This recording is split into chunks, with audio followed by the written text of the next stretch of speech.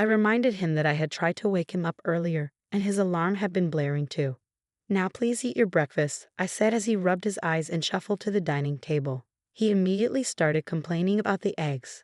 "Hey Grace, this egg is too runny. I can't eat this unless it's well done. Make it over," he demanded.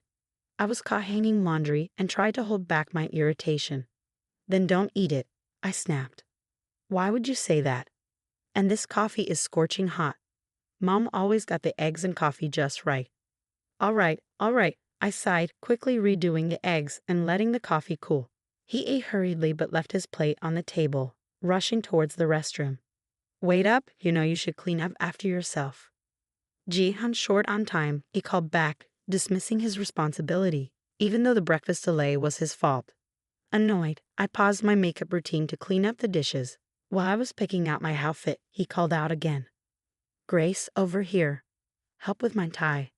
There he stood, the tie hanging limply around his neck, looking utterly helpless. "Seriously? You can't even tie your tie? What did you do before we got married?" "Mom always did it," he replied sheepishly. With a deep exhale, I knotted his tie, and somehow, we both managed to leave the house. This had become our routine. He never helped with any housework, and it felt like I was juggling everything and babysitting him too. Every time an issue arose, it was always, "Mom did it this way," or "with Mom, it went like that," always referencing his mother, Michelle. This routine dragged on for a year, and as the pressures mounted, thoughts of divorce began to creep into my mind. My father's insistence that marriage is forever echoed in my mind, tempering my frustrations. However, an unexpected hiccup at work led to my being assigned a week-long business trip starting the next day. When I broke the news to my husband that evening, he paused his video game, clearly surprised. "Hold up, a business trip for a whole week? It's out of my hands. Work's calling," I explained. "No way. Who's going to cover for you here for a week?" he asked, irritation seeping into his tone. "You'll have to step up. It's about time you got a grip on the household duties," I responded. At that, he set down his controller and locked eyes with me. "Isn't a wife supposed to care for her husband and the house? Are you just bailing on that?" His question dripped with outdated expectations. "Seriously? That's such old school thinking. We both have jobs. We should be a team." "I don't see it that way," I countered. "Well, Mommy was always on top of things at home," he retorted. I couldn't help but point out, but she was a stay-at-home mom. Honestly, it's kind of odd to hear an adult man constantly talking about his mommy. He bristled at this. "What's your deal, taking shots at me and my mom?" "I'm not. But let's be real. You're a mama's boy. This is how you see me. You think you can talk to me like that?" His defensiveness escalated, but I had reached my limit. "Face it, you're a mama's boy. You can't get up without help, can't even tie your tie, and won't lift a finger around the house. You're constantly comparing me to your mom. For once, handle your stuff." "Really? You're going to come at me like that?" That's why I was iffy about marrying someone older. I should have sided with Mommy and chosen a younger, perkier girl, he shot back. His words struck a nerve, and our conversation spiraled into a major blowout. "Even joking, you shouldn't say stuff like that." "We're married," I said, trying to anchor the conversation to the commitment we had made to each other.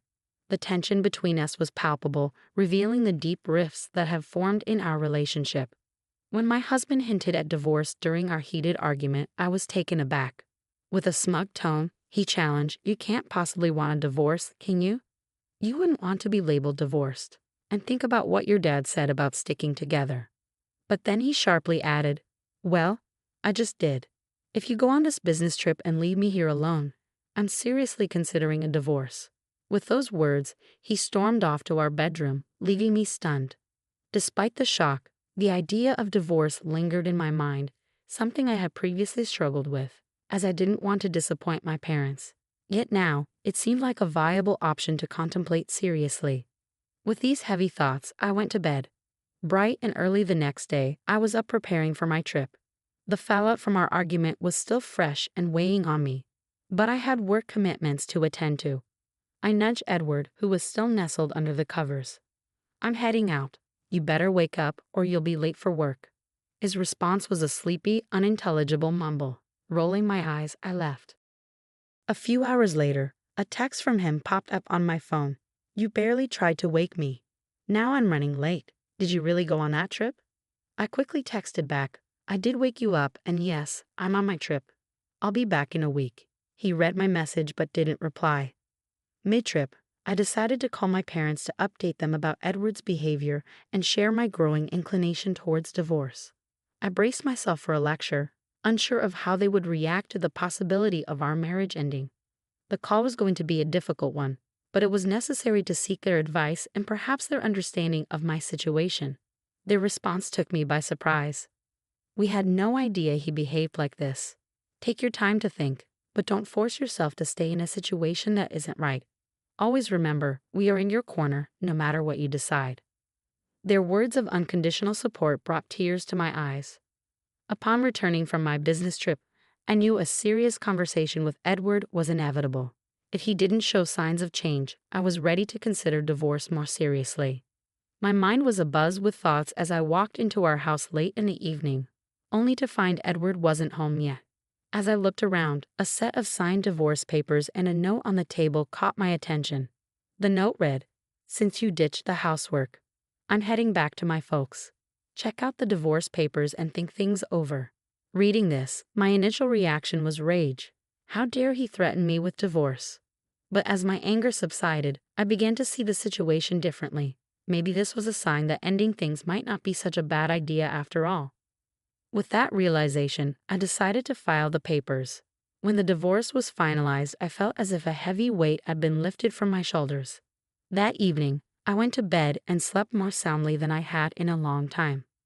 The next morning, as I enjoyed a peaceful cup of coffee, the door swung open, and in walked Edward, clearly upset.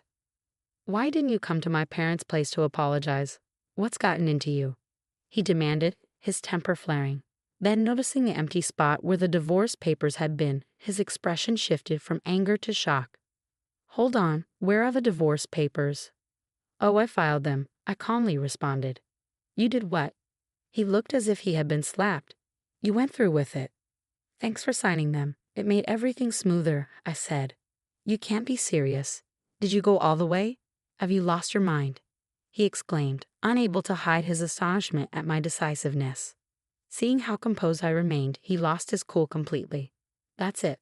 I'm calling my parents." "Sure, knock yourself out," I replied, undisturbed by his threat, knowing I had made the right decision for myself. An hour after the confrontation with Edward, his parents, Michelle and Arthur, arrived at our apartment. Michelle immediately spotted me and dramatically exclaimed, "You! How could you just divorce Edward like that? What's your deal?" I responded coolly, "If he had the divorce papers all filled out and ready to go, doesn't that suggest he wanted out? Is that a problem?" "How can you be so bold when you're just his wife?" she countered, but before the situation could escalate further, Arthur intervened with a firm "enough." The room fell silent. Arthur turned to me. "Grace, can you walk us through what happened?" I agreed and began detailing the ongoing issues. Our argument before my trip and the divorce papers Edward had left for me. I was at my wit's end. It seemed like he wanted a divorce, so I went with it, I explained, maintaining eye contact with Arthur. After a moment of consideration, Arthur was about to speak when Edward interjected. "Mommy, Dad, come on. Can't you see she's out of line? Tell her off." Michelle quickly sided with Edward. "Oh, Edward, my poor baby. She's so hasty. You should reverse the divorce right now."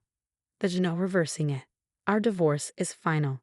We're strangers now," I stated firmly. Michelle's face turned red and she opened her mouth to respond, but once again, Arthur cut her off. "Zip it, Michelle."